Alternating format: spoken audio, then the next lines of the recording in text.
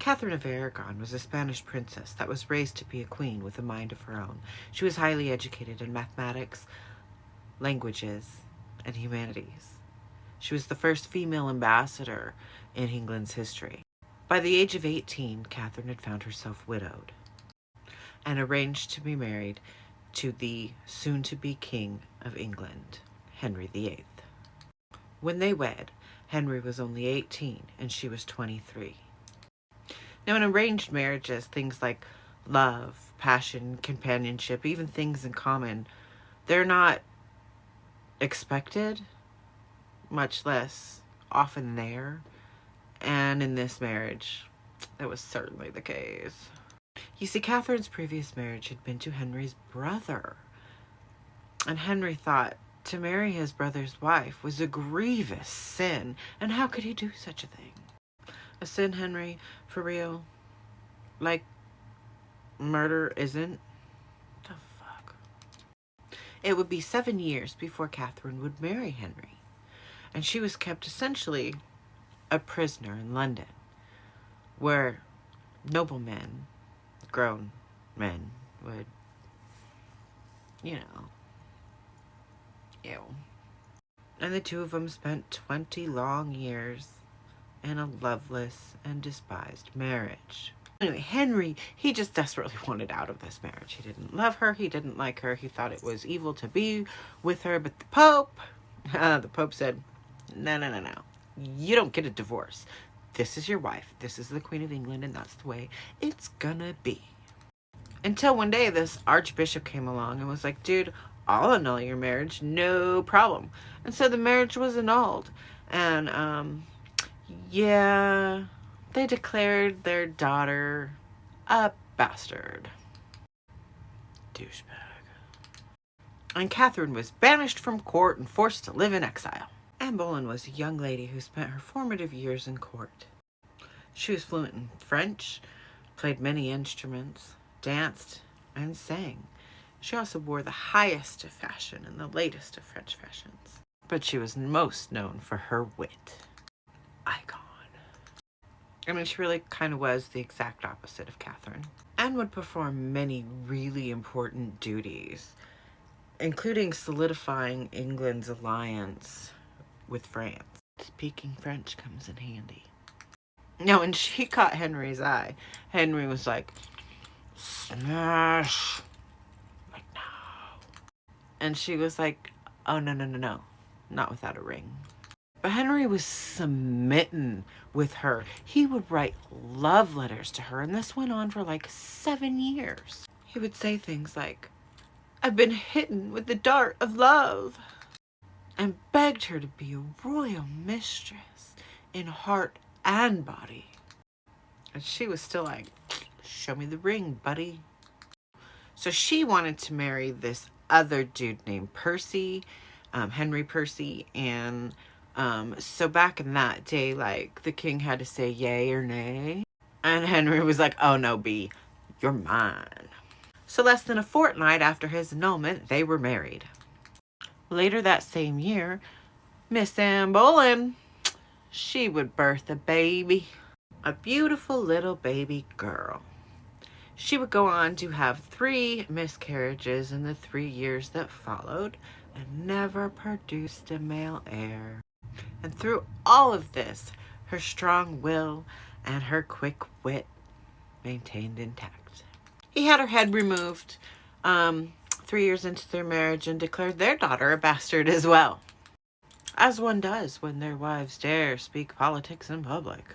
Jane Seymour wasn't nearly as educated as the two that came before her. You know, she was kind of humble and meek, and, she was the kind of girl that knew how to stay in her place. Henry liked that. And she would prove to be the picture-perfect wife, performing all of her little wifely duties to the T, including producing a male heir. Of course, she would die a few weeks later from complications. Just like all of Henry's sons, they didn't survive through infancy. Poor babies. Jane Seymour was the only of Henry's wives that actually received a royal funeral. And he did claim the child.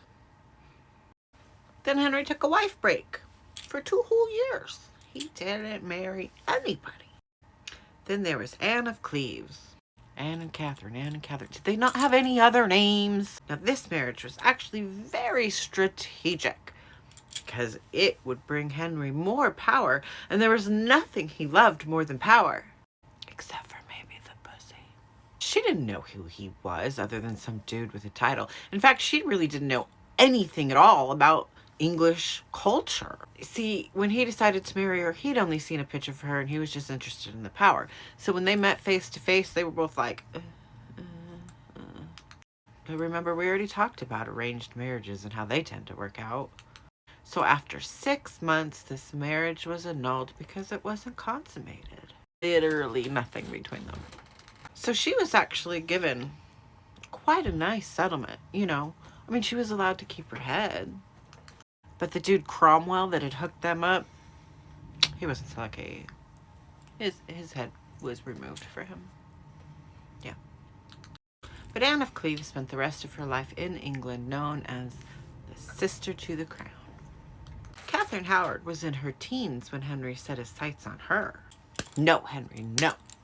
Bad boy. She was actually cousins with both Anne Boleyn and Jane Seymour. Because if you can't keep it in the pants, keep it in the family. So Catherine's dad, he was like the 3rd son. So when his dad died, the first son inherited everything and he didn't get nothing. Not shit. Not a penny to his name.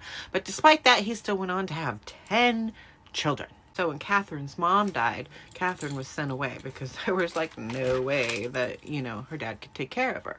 And she was sent to stay with a duchess who worked at court, where she actually caught the eye of quite a few grown-ass men. Ew. She was a child. The fuck? Anyway, she worked in Queen Anne's service. This was when Henry was married to Queen Anne. We just talked about her, Anne of Cleves. That's how Henry came to meet her. Anne was like, I won't fuck my wife, but I'll fuck her. So not even 2 weeks after his annulment from Queen Anne, he married her. He was 49 and she was freshly 18. But you know, I mean, she was young and full of the exuberance of youth and wonderment, and he was King Henry VIII. So he removed her head. At 31, Catherine Parr was by far his oldest wife. But an interesting little fact about Catherine Parr, King Henry's final wife, is that she was named after Catherine of Aragon, King Henry VIII's first wife. Wait, Henry, are you growing up? Good for you. She took her role as queen and his wife very, very seriously. She did it well. She had his 2 bastard daughters reinstated. They got their titles back. One of them became queen. We love you, Catherine. She even served as regent for a time. And not only did she survive Henry, she survived Henry. And though she had been married twice before him, she lived long enough to marry again after him.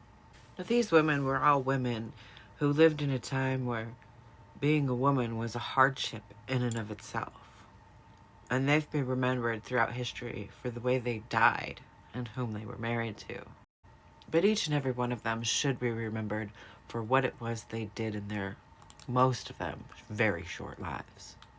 They played part in bringing about political and religious change. They fought for personal rights and freedom. They were among the first to have political power. They established public works and ushered in a time of peace, which not only the people but the crown all benefited from. So in conclusion, King Henry VIII was a douche and his wives were queens. Slay.